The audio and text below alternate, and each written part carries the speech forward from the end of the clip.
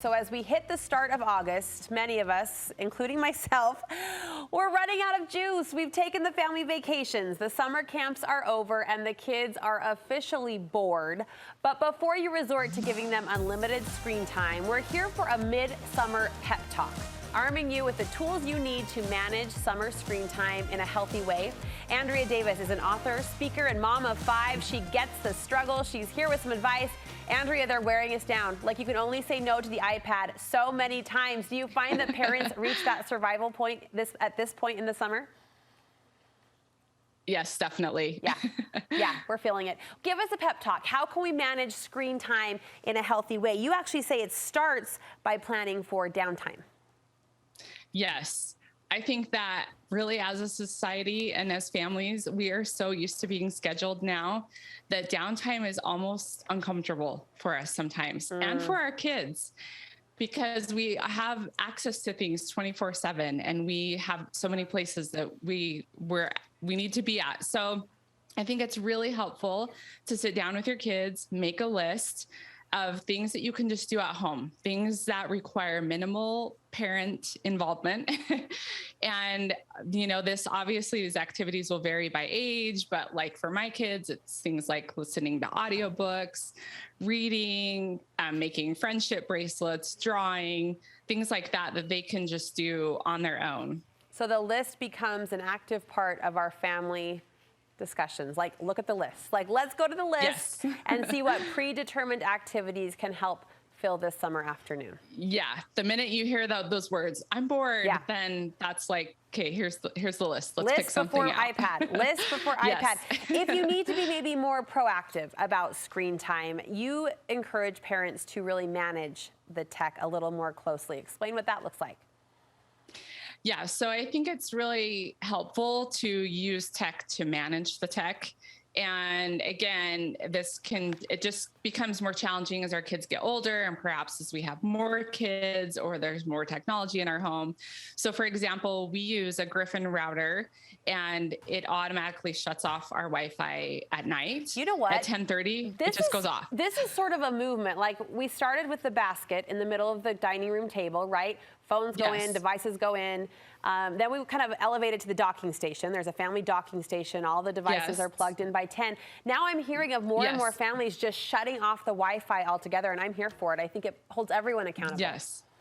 Yeah, it's super helpful. It helps me. It tells me, it just says it's bedtime, and then I'm getting off as well. And we do use a charging station, and that's helpful. But yeah, use that tech to help you manage the tech. You also recommend using Apple's screen time function or the Google Family link to manage family screen time. Briefly tell me how that works. Yeah, so it will depend on if your family uses Apple or Android, which thing you will use. Yeah. But both of those options allow you to set limits. So time limits, it allows you to block certain apps. It gives you that ability to maybe filter and to limit things so that just you alone as a parent aren't trying to manage it all. Right. So just using parental controls in general with whatever tech you have in your home. If you have video game consoles, use those parental controls. Okay. I know you're a big advocate, as many are, about the idea of a family tech plan. And we always say it shouldn't be a one and done conversation, right? It's this evolutionary part of our family conversations and an ongoing discussion point. But it seems like this might be a good point in the summer to revisit that family tech plan and maybe even tweak it or tighten it up a little bit. What should that plan look like? Yeah, it is having a conversation with your kids and sitting down, and maybe the screens, you feel like they have taken over. So it's a great time to just stop and be honest and say, hey, everybody, I've kind of let things slide. Yeah. We're going to reset and regroup. And then it's always helpful to turn that question to your kids and say, what do you guys think we should do? How could we do better so that we're not missing out on our sleep, on our, connecting with each other, doing all these things that we kind of wanted to do this summer. And I think, especially for my teenagers, sometimes they're craving that downtime because they are so scheduled during the school year, and just think, what are those things that you've been dreaming of doing? Yeah.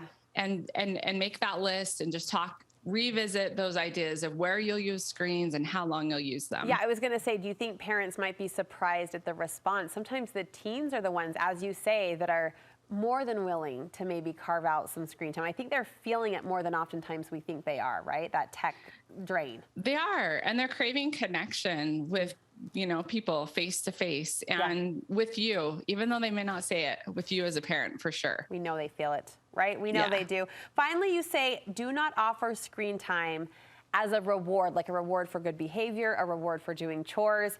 I'm guilty of this, girlfriend. So give me your campaign. Let's hear it. Why not? Yes. Okay. So when portable screens became mainstream and we started carrying these devices in our pockets and had tablets, these screen time reward charts were popping up all over Pinterest. So it looks like this, like brush your teeth, practice the piano, get dressed, do these things. And then at the bottom, it says and then you can have screen time. So a lot of the research I've done is actually about habit formation. So I love learning from people like James Clear, and they talk a lot about a habit loop, and how we create habits is just by doing something repeatedly, right?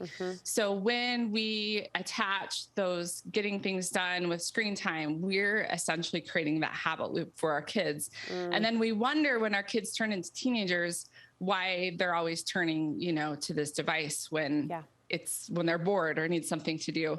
And so instead, it's more helpful to just create the family tech plan to decide when you'll use the screens. And then that way kids don't have this expectation that when I get all these things done, I always turn to a screen. Maybe sometimes they do, but maybe on a different day, they get all their things done, but you're moving on to something else. So it's not like those things you do need to get those things done maybe before you have screen time, but trying to stay away from making that a daily routine. No, I appreciate that. I appreciate you sharing that research as well. I'm going to look into that researcher that you mentioned. And because you're kind of into the weeds on this topic a little bit more than most, can I ask a Snoopy question, Andrea? What does screen time look like personally with your family? Yes. So I have 5 kids, 3 teenagers, one is 10 and one is 8. For my 10 and 8-year-old, they use a computer or a device maybe twice a week for 30 minutes. And that's, but then we might have a family movie night where we all watch a movie, or maybe date night on Saturday and my kids will all watch a movie together. So that I feel like together screen time is always better than alone screen time. I feel that too. Yeah. There's maybe it's just my lessens my guilt a little bit, but a rule at our house is we share screens, and I feel a lot better if 3 kids are huddled over playing a game interactively together than if it's one-on-one. That's where I start to feel a little nervous as a mom. So I'm glad to hear you validate that. Yeah, so that works. And then we always use the 3 C's where we talk about my creating, consuming, or connecting. And I allow more time for connecting and creating than I do for consuming. I like that. So for example, yesterday, my 17-year-old was editing video from our family vacation, the past few weeks.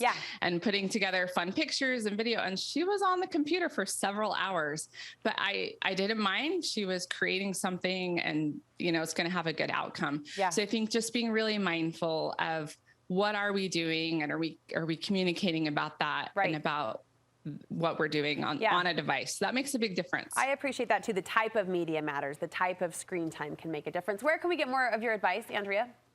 Yes, so you can find us on our website, betterscreentime.com, or ironically on Facebook or Instagram as Better Screen Time. Hey, all in a balanced day, right? Yes. You're doing great work. Thank you for the pep talk. We appreciate it.